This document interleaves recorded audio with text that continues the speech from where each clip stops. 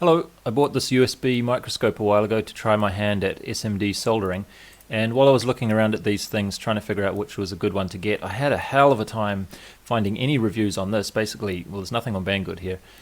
Even just looking around the net in general, I couldn't really find anything. I couldn't even figure out what the official model name of this thing was. So anyway, I bought it. But when something's this kind of price, you kind of want to see a little bit more about it than what you can get here, because as usual the Banggood staff themselves, if we see this sort of thing here, they're not really that much help, are they? So anyway, I thought I'd make a little video to give you my first look / review, kind of a semi-knowledgeable opinion of it. I haven't been doing many reviews like this lately because usually you look around and there's 10 other people have already done it, so it's like, don't really need to, but this one is kind of an exception. Anyway, these cameras seem to divide themselves, broadly speaking, into categories defined by the megapixels of the sensor and what kind of outputs they have. This particular one has HDMI and USB output, and what interested me here is that the USB is 1280 by 720 and 30 frames per second, so it's not too bad. As you know, I'm in the habit of recording this kind of thing for YouTube, so I wanted to have something that would fit into my screen grabbing system where I record what I'm seeing on my desktop, so I can put other windows over the top of it. It's quite handy. And it also has a SD card, micro SD card output too, which we'll take a look at. Anyway, let's have a look at it.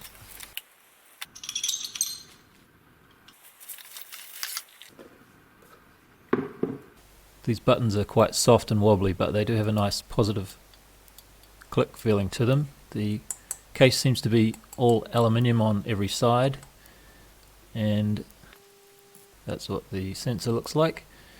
And this little bit in here is a separate piece, and there's a grub screw here, so you could remove this inner circle piece if your camera, or I mean your lens, had a different size fitting.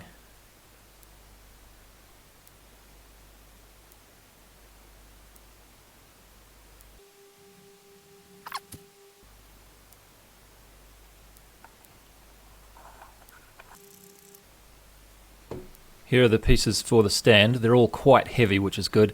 This one, unfortunately, is very slippery. This is just a cutting mat, so this is sort of a hard plastic, and it slides around a bit, so I'm probably going to want to put something on the bottom so that it doesn't do that. The upper is metal, and the screw piece for the post is metal as well, and it has a plastic bottom on it, which is sort of hollow, with these ports, or what look like sort of USB-sized plugs, and maybe a DC jack plug in there. There's nothing in there, there's no electronics or anything.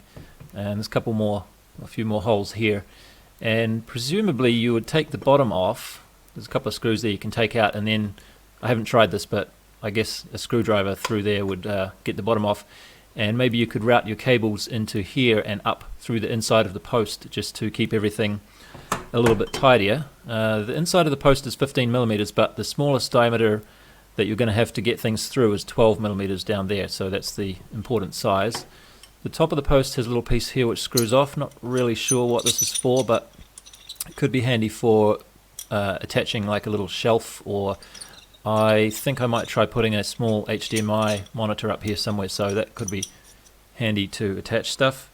It has a collar here which you can position as a stop, presumably so that if the other collar on this piece, if you happen to accidentally let go while this is loose, the whole thing's going to fall down and the lens of the camera would smash into the bottom plate, so I guess this is just a safety stopper to make sure that doesn't happen.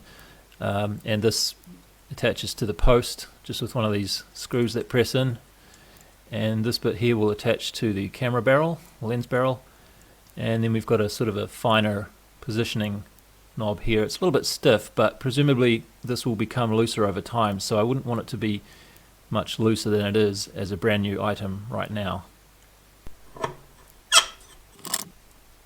This is the included power adapter. The specs are like that, and on this end we have a 3.5mm barrel jack, and on this end we have one of these horrible is this a European thing?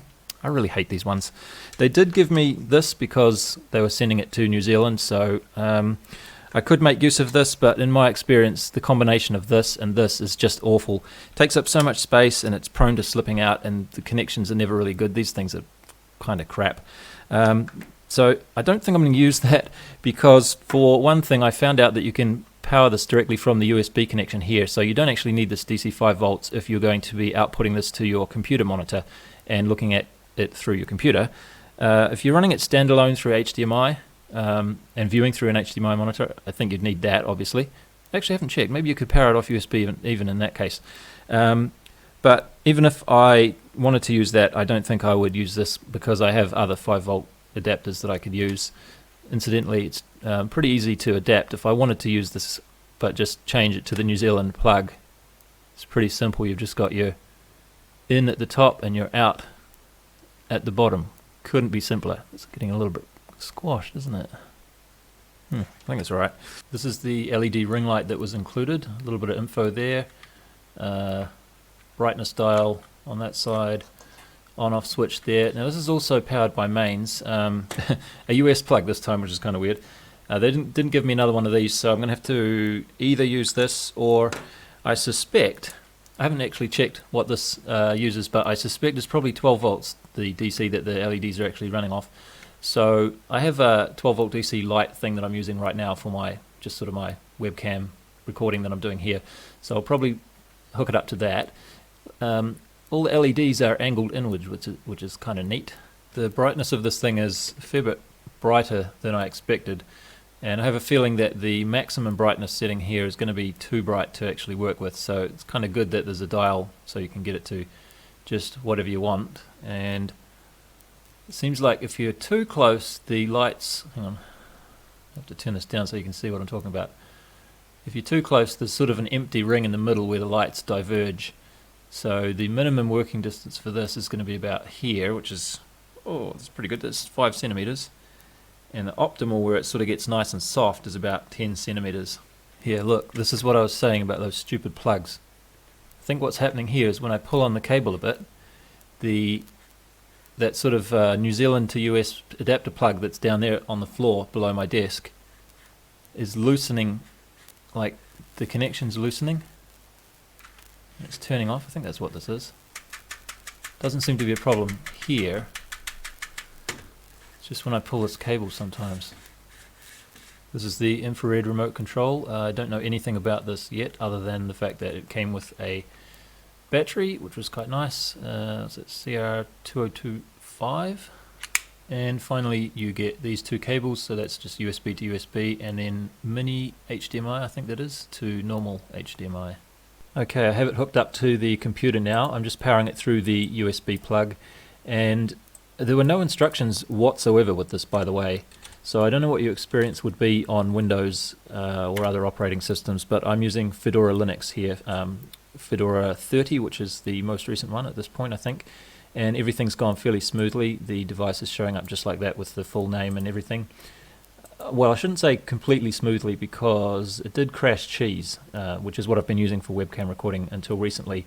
I've just switched to this one, which seems to be a little bit friendlier to various devices, and lo and behold, shows up just fine. Name is showing up in the title bar of the program, and I found the secret to life, the universe, and everything where I least expected to find it, on an SD card, micro SD card slot. So this is just a little USB micro SD card reader.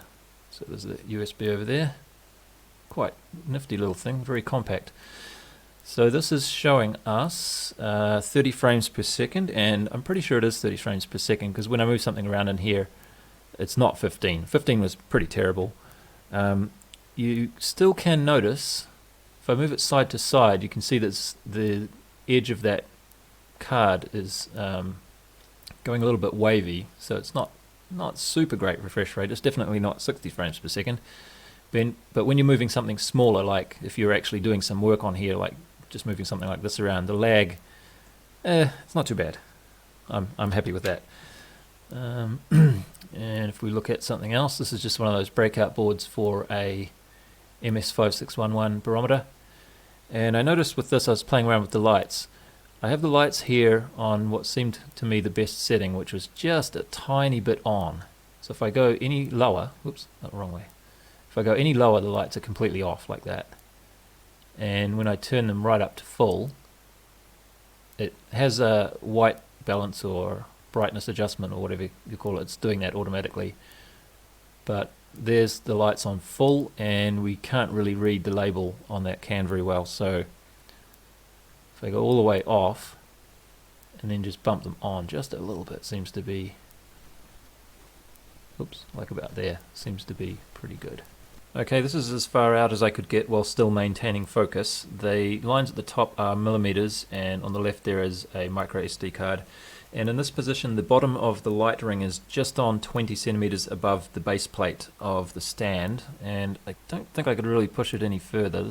I'm moving about a centimeter further up, so no, you can't really go any further than that. But that's plenty of room to get some work done, I think. Shouldn't have any trouble. I just wanted to check if we can fit a Arduino Pro Mini on there. No, we cannot. And this is the closest I can take it while still maintaining focus. This is now 2 centimeters away from the base plate, so you're definitely not going to be doing any soldering at this range, but it's still okay just for looking at things. But the focus distance, the focal length, has become very, very sensitive. So you'll notice that the top of this AT Mega chip is in focus, but the feet of it are not. So if I want to focus on the feet, I actually have to adjust it, and you can see that depth of field effect moving along the foot, moving up again here. Now the top's in focus, now the bottom's in focus, so it's very sensitive. But we can see some pretty tiny things if we are careful with our focus dial.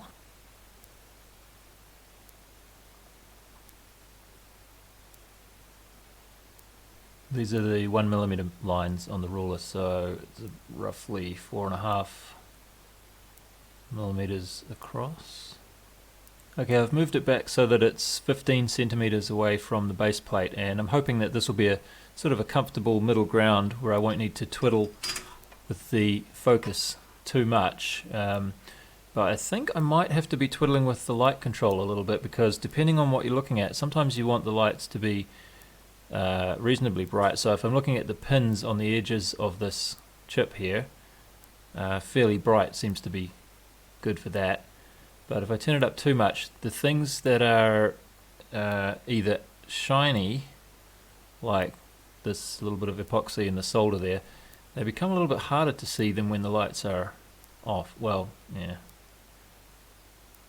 it looks a bit different. Sometimes you might want it one way or the other.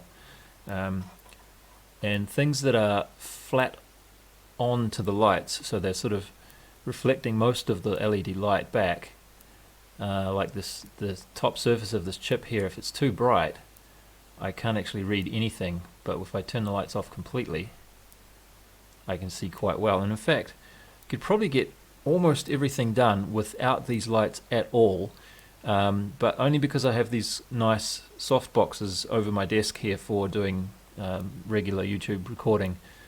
So I think in most situations I might just do it like this, actually.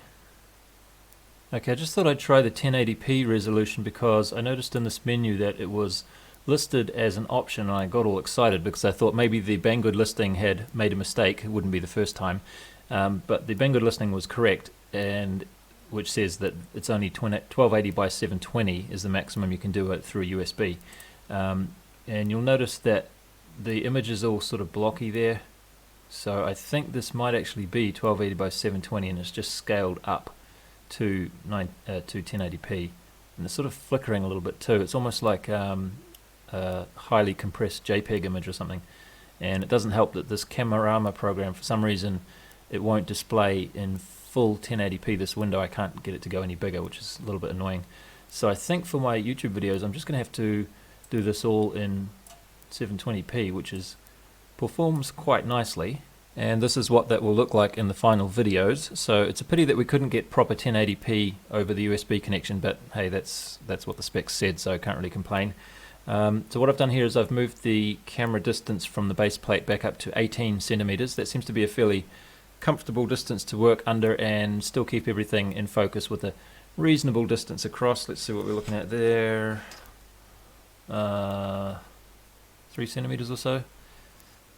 Good enough. So I think I'll just leave it there and Won't have to twiddle with the focus too much when I put a different board under. This is quite good. I'm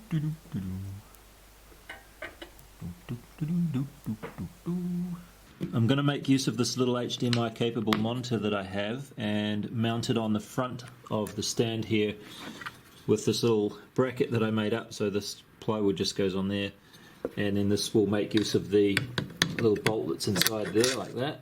There's probably something that you can buy to do this. I actually don't know, I didn't really look, but it doesn't matter, it doesn't need to be anything special.